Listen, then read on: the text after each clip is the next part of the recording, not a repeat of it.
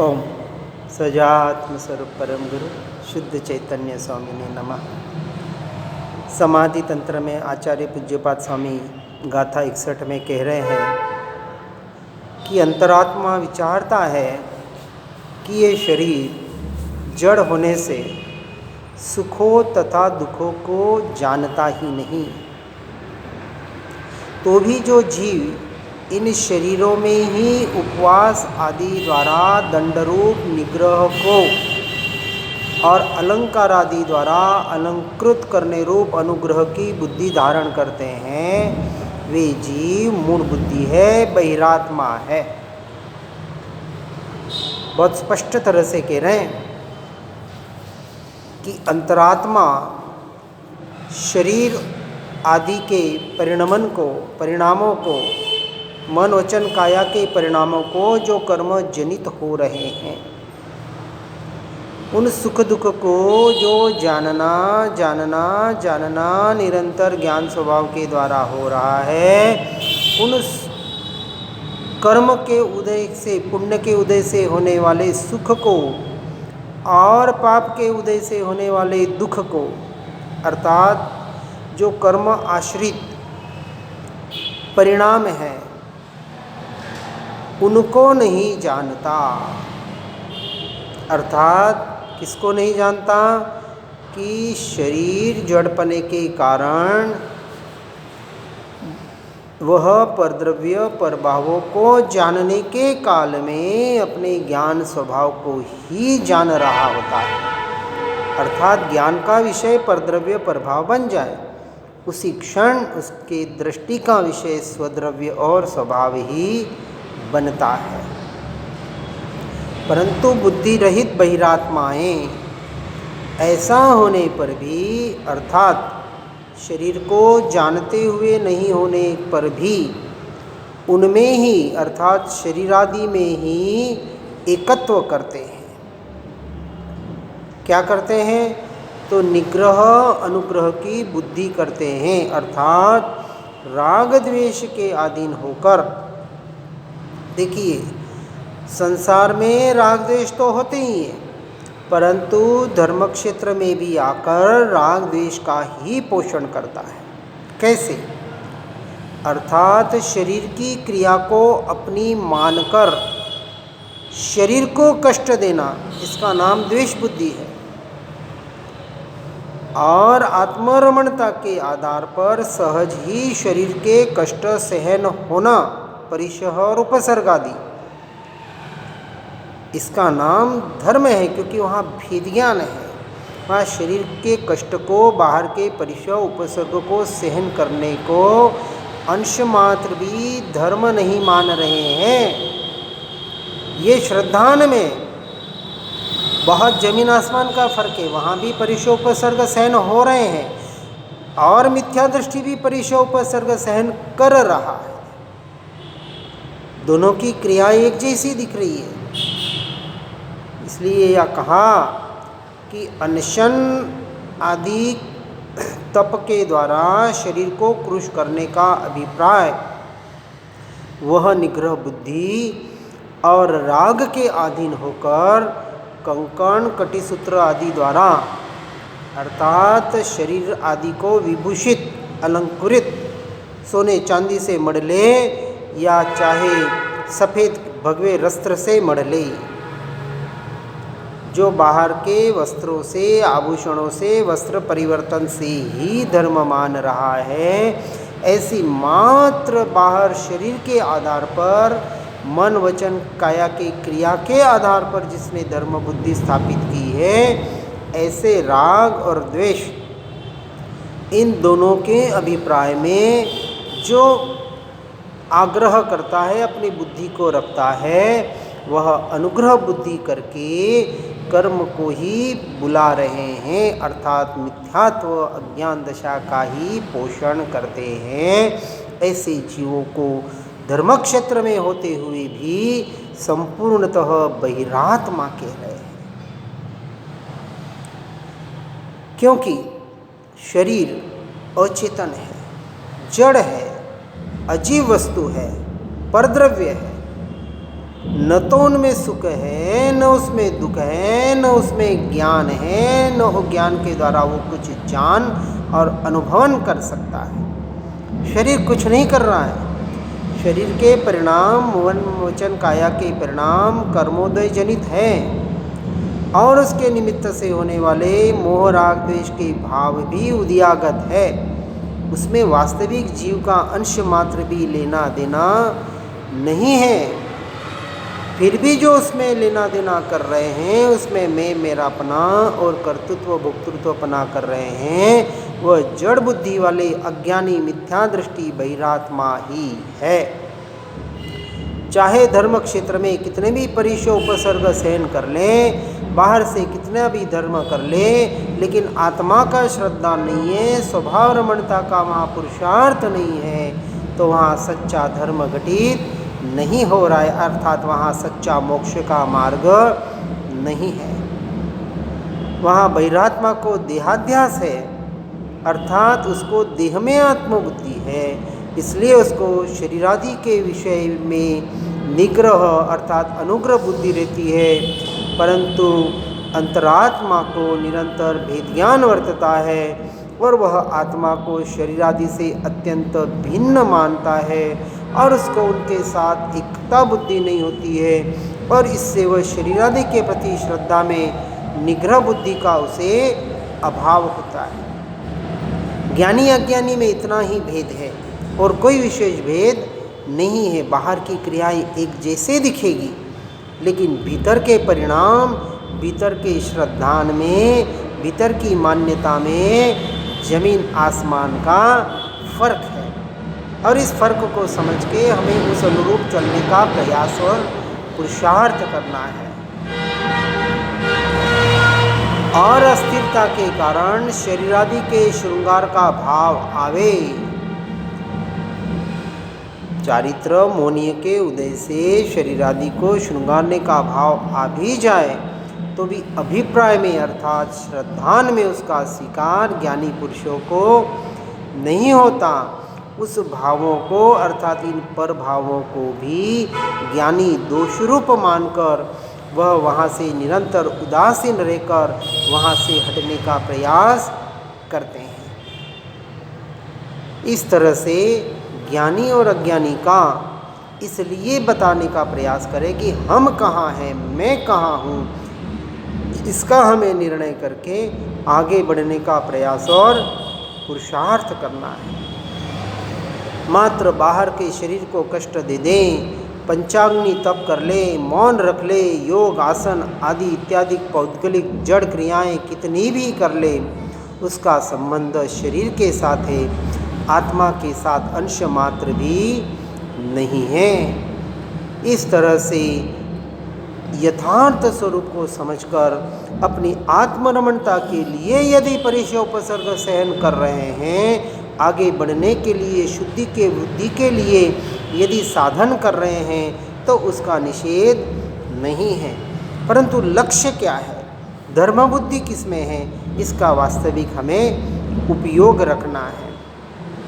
इसलिए जब तक शरीर आदि में आत्मबुद्धि से प्रवृत्ति है तब तक संसार है और उसके अभाव से ही मुक्ति है, यह दर्शाते हुए आगे की गाथा 62 में कह रहे हैं। जब तक शरीर, वचन और मन इन तीनों को आत्मबुद्धि से ग्रहण किया जाता है तब तक संसार है, और जब इन मन, वचन, काय का आत्मा से भिन्न होने रूप अभ्यास किया जाता है तब मुक्ति की प्राप्ति होती है, मुक्ति के मार्ग की शुरुआत होती है। अब इस बात को बराबर समझने का प्रयास करना है। किस लिए करना है? दूसरों को बताने के लिए नहीं, किसी को समझाने के लिए नहीं, अपने को समझकर अपने स्वरूप में, अपने स्वभाव में समाने के लिए सब कुछ करना है। इसके अलावा जो कुछ भी करेगा वह सिर्फ और सिर्फ कर्म बंध का कारण बन के संसार में भटकाने वाला ही होगा। इसलिए जो कुछ भी करना है, जो कुछ भी हम स्वाध्याय सत्संग कर रहे हैं, पढ़ सुन रहे हैं, किस लिए कर रहे हैं? अपने स्वरूप रमणता के लिए कर रहे हैं, अपने स्वयं को समझने के लिए कर रहे हैं। किसी को समझाना ये हमारा उद्देश्य वास्तविक नहीं है। बस एकमात्र अपना स्वयं का स्वाध्याय ऊंचे स्वरों में हो रहा है। दूसरा समझे या न समझे, इससे हमें वास्तविक कोई लेना देना नहीं रहना चाहिए।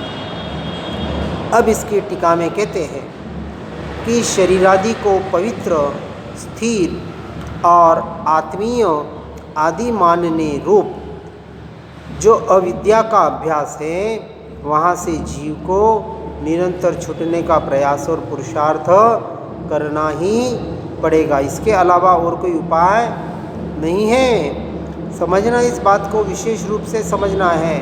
क्यों समझना है? हमें आगे बढ़ने के लिए समझना है। मुझे आगे बढ़ना है, मुझे मेरा काम करना है, और मेरा काम मैं अच्छे से अच्छे तीव्रता से जागृतिपूर्वक कैसे कर सकता हूँ, इसका हमें यहाँ विशेष ध्यान रखना है। अब गाथा 62 की टीका में कहते हैं, स्वबुद्धि से अर्थात आत्मबुद्धि से जहाँ तक ग्रहण करता है, क्या ग्रहण करता है कि त्रय को, तीन को, किसके त्रय को? मन, वचन, काया, ऐसे त्रय को, ऐसे पुद्गल के त्रय को जब तक ग्रहण करता है, जहाँ तक आत्मा में काय, वाणी, मन का संबंध ग्रहण करता है, स्वीकार करता है, वहाँ तक संसार है। पर द्रव्य पर भावों में क्रिया मान लिया, धर्म मान लिया, वह संसार परिभ्रमण का ही कारण है। परंतु इन काया, वाणी, मन के भेद का अभ्यास होने पर, अर्थात आत्मा से काय, वाणी, मन भिन्न है, ऐसे भेद ज्ञान होने पर, निरंतर भेद की विज्ञान होने पर, भेद भावना होने पर द्रव्य और पर भावों से निवृत्ति होकर एकमात्र स्वद्रव्य और स्वभाव में प्रवृत्ति करना, स्थिरता करना, उसी में लीन होने का प्रयास और पुरुषार्थ करना, यह संवर का मार्ग, और उसी में लीन हो जाना, अनंत काल के लिए लीन होने का पुरुषार्थ करना, यह निर्जरा का मार्ग, और यही एकमात्र मोक्ष का मार्ग। इसके अलावा अन्य का कोई अन्यथा मोक्ष मार्ग नहीं है।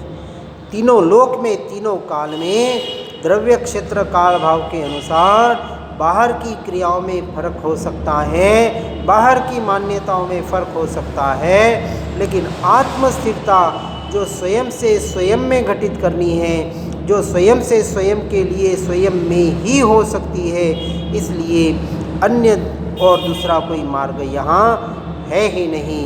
इसलिए कहा, एक अज्ञानी के 100 मार्ग और 100 ज्ञानियों का एक मार्ग। बस उस एक मार्ग में, अर्थात अपनी आत्मरमणता के मार्ग में ही हमें निरंतर बढ़ने का प्रयास और पुरुषार्थ करना है, और परद्रव्य पर भावों से छूटकर स्वद्रव्य और स्वभाव में स्वबुद्धि से, आत्मबुद्धि से, अपने आत्म स्वभाव में ही एकता बुद्धि से निरंतर रमणता करने का प्रयास और पुरुषार्थ करना, और इसलिए नियम से पर द्रव्य और पर भावों से जितनी निवृत्ति हो सके, जितने संसारी लोगों से, बाहर के संयोगों से, संबंधों से, बाहर के क्रियाकलापों से जितनी, अर्थात जहाँ जहाँ आत्मा की बात न हो, जहाँ जहाँ सच्चे धर्म की बातें न हो, वहाँ से हटकर एकमात्र स्वाध्याय और सत्संग से जुड़कर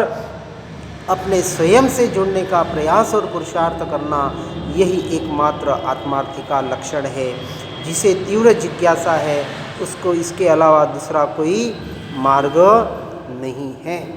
इसलिए चेतन और अचेतन का दोनों का घात करने से हटकर उपयोग को, अर्थात अपने आत्मा को रागादि के साथ जो ऐक्य को प्राप्त होता है, वहाँ से हटकर, उन बंधनों से हटकर वास्तविक एकमात्र मोक्ष मार्ग में आगे बढ़ने का प्रयास और पुरुषार्थ करना।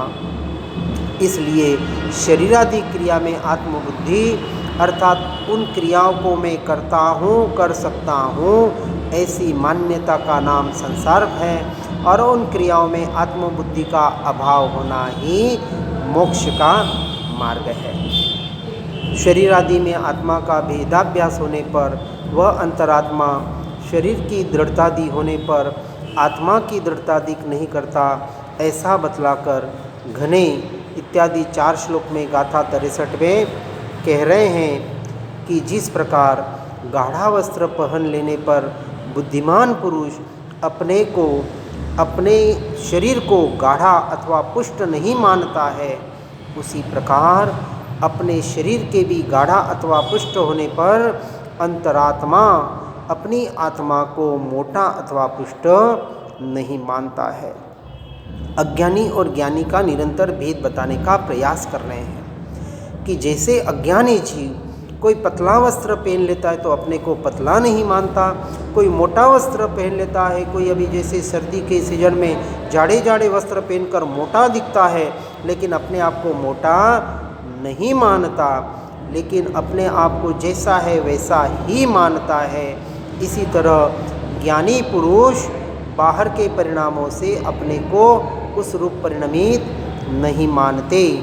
इस तरह से भेद ज्ञान के आधार पर परद्रव्य प्रभावों से छूटकर अपने स्वरूप और स्वभाव जैसा है वैसा का वैसा स्वीकार करके उसी में स्थिर होने का प्रयास करते हैं। इस तरह से आगे गाथा 64 में बताते हैं कि जिस प्रकार पहने हुए वस्त्र के जीर्ण होने पर बुद्धिमान पुरुष अपने शरीर को जीर्ण शीर्ण नहीं मानता, उसी प्रकार अपने शरीर के भी जीर्ण शीर्ण हो जाने पर अंतरात्मा अपनी आत्मा को जीर्ण शीर्ण नहीं मानता।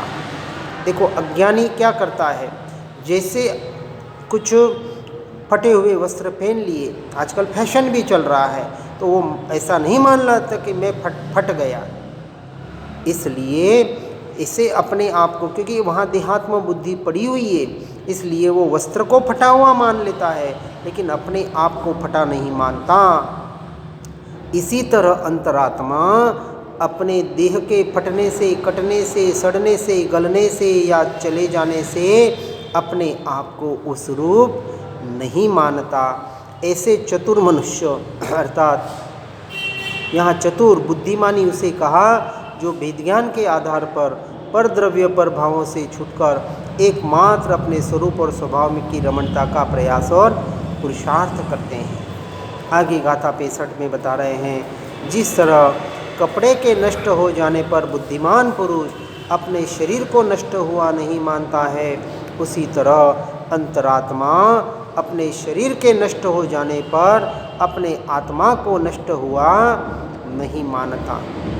3 बातें बता दी, पहले वस्त्र से भेद ज्ञान कराया, फिर फटे हुए वस्त्र के आधार पर यानी शरीर के फट जाने पर, कट जाने पर मैं कट फट नहीं जाता, इस तरह की भेद ज्ञान करवाया।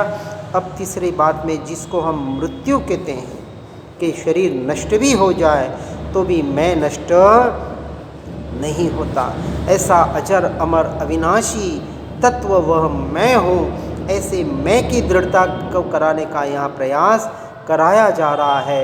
इसलिए बहिरात्मा सिर्फ और सिर्फ शरीरों के मन वचन काया के आधार पर जीता है और अंतरात्मा सिर्फ अपने आत्मा के ज्ञान दर्शन चारित्र रूप रत्नत्रय के परिणामों के आधार पर अपना स्वयं का जीवन जीता है। इसलिए 2 जीवन चल रहे हैं, एक शरीर का अर्थात पुद्गल का जीवन, 10 प्राणों का जीवन, और एक आत्मा का स्वयं का जीवन। दोनों के जीवन में जमीन आसमान का फर्क है, दोनों के जीवन स्वतंत्र है, भिन्न है, न्यारे हैं, अपने से अपने में परिणमित हो रहे हैं। एकमात्र हमें निरंतर यह जागृति रखनी है कि मन वचन काया के परिणाम, 10 प्राणों के परिणाम, यह मेरा स्वरूप नहीं है, मेरा स्वभाव नहीं है। मैं तो निरंतर इस बाहर के परिणामों के काल में, परिणमन के काल में भी अपने स्वयं से स्वयं को ही जान रहा होता हूँ। मैं तो निरंतर अपने ज्ञान स्वभाव में ही होता हूँ। आज दिन तक मैं अपने स्वरूप को, स्वभाव को एक समय के लिए भी, एक क्षण के लिए भी कभी छोड़कर गया नहीं, जा सकता नहीं।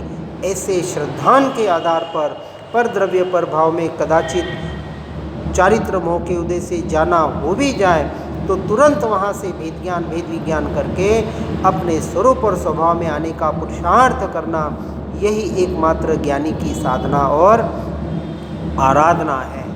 इसलिए कहते हैं कि मिथ्या दृष्टि शरीर की उत्पत्ति में आत्मा का जन्म मानता है और शरीर के नाश को अपनी आत्मा का मैं मर जाऊंगा ऐसे भय से चिंतित रहता है। वहीं ज्ञानी पुरुष इन सारे भयों से छूट चुके हैं। उन्हें पता है कि ज्ञानी को शरीर और आत्मा का भेद ज्ञान है, इसलिए वे शरीर के नाश के समय व्याकुल नहीं होते और कदाचित अस्थिरता के कारण अल्प आकुलता होती है, परंतु श्रद्धा और ज्ञान में ऐसा दृढ़ है कि शरीर के नाश से मेरा नाश नहीं है और इस अपेक्षा से उसे आकुलता नहीं है। आगे गाथा 66 में बता रहे हैं, जिस प्रकार पहना हुआ वस्त्र लाल होने पर भी बुद्धिमान पुरुष अपने शरीर को लाल नहीं मानता है, उसी तरह अपने शरीर के लाल होने पर भी अंतरात्मा अपनी आत्मा को लाल नहीं मानता है। अब जैसे बहिरात्मा बाहर के परिणामों में अपना भेद ज्ञान कर रहा है, वहीं अंतरात्मा इन सारे परद्रव्य और परभावों से भेद ज्ञान करके आत्मरमणता का प्रयास और पुरुषार्थ करता है। शरीर में कुछ बदलाव हो जाए, बुखार आ जाए, गर्म हो जाए, कुछ मच्छर काट ले, कुछ शरीर लाल हो जाए, पीला हो जाए जैसे पीलिया में होता है, आदि शरीर के परिणामों को बहिरात्मा अपना परिणाम मानता है, परंतु अंतरात्मा शरीर आदि बाहर के परिणामों को, परिणमन को और उसके निमित्त से होने वाले प्रभावों को अपना परिणाम नहीं मानता है और वहाँ से भेदज्ञान करके अपने स्वरूप और स्वभाव में ही आने का प्रयास और पुरुषार्थ करता है। किसके आधार पर? अपने ज्ञान स्वभाव के आधार पर। निरंतर उसे किसकी लक्ष्य है? ज्ञानियों को एकमात्र आत्मा का लक्ष्य है और परद्रव्य प्रभावों से निरंतर भेद ज्ञान है, परंतु वही बहिरात्मा को आत्मा का अंशमात्र भी लक्ष्य नहीं है और बाहर के परिणामों से अपने आप को सुख दुख रूप अनुभवन करता हुआ बाहर और बाहर ही रचा पचा रहकर नए कर्म को बंद करके संसार को ही बढ़ाने का काम करता है। इन बातों को सुनकर समझकर अपने जीवन को उस अनुरूप परिणमित करके, परिवर्तित करके परद्रव्य प्रभावों से हटकर एकमात्र स्वद्रव्य और स्वभाव में ही रमणता करने का प्रयास और पुरुषार्थ करे। इसी भावना के साथ ओम नमः सिद्धम। जिन वाणी के ज्ञान से हो सम्यक श्रद्धान, हो चारित्र महान उर पाऊँ पद निर्वाण। आत्म ही है देव निरंजन, आत्म ही सदगुरु भाई। आत्मशास्त्र है धर्म, आत्म ही तीर्थ, आत्म ही सुखदाई। आत्म मन नहीं है रत्नत्रय, पूरित अवगाहन सुखधाम। ऐसे देव शास्त्र सदगुरु को, धर्म तीर्थ को सतत प्रणाम। धर्म तीर्थ को सतत प्रणाम। ओम।